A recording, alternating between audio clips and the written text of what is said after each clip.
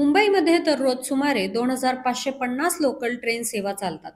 या local train सेवा विविध मार्गांवर चालतात, ज्यात सेंट्रल, वेस्टर्न आणि हार्बर लाईन्स यांचा समावेश आहे.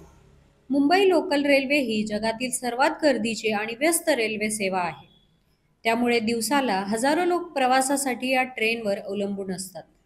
आपल्या जीवाची पर्वा न करता लोक ट्रेनला लटकून प्रवास करतात. मुंब्रा रेल्वे स्थानकाजवळ नुकताच झालेला अपघात हा प्रचंड गर्दीमुळे आणि स्थानकाजवळील वक्राकार वळणामुळे झाला. या अपघातात दोन्ही बाजूने जात असलेल्या लोकल गाड्यांमधील अंतर कमी असल्याने दरवाजात उभे असलेल्या प्रवाशांच्या बॅगांचा दुसऱ्या लोकलला धक्का लागला.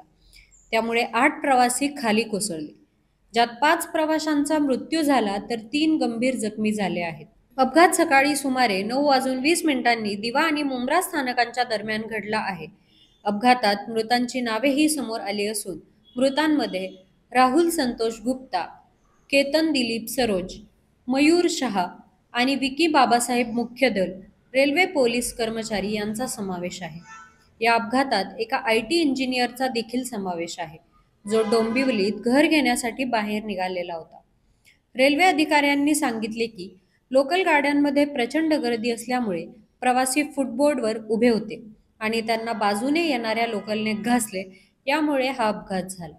रेल्वे मंत्री किंवा सरकारच्या अधिकृत भूमिकेत राज्य सरकारने मृतांच्या नातेवाईकांना 5 लाख रुपये आणि जखमींना 50,000 रुपये मदत जाहीर केली आहे. रेल्वे मंत्रालय, रेल्वे मंडळ आणि चेन्नईतील इंटिग्रल कोच फॅक्टरी यांच्यात झालेल्या तातडीच्या बैठकीत 2026 पासून स्वयंचलित दरवाजे असलेल्या सामान्य लोकल ट्रेन प्रवाशांच्या सेवेत आणण्याचा निर्णय अंतिम करण्यात आला आहे.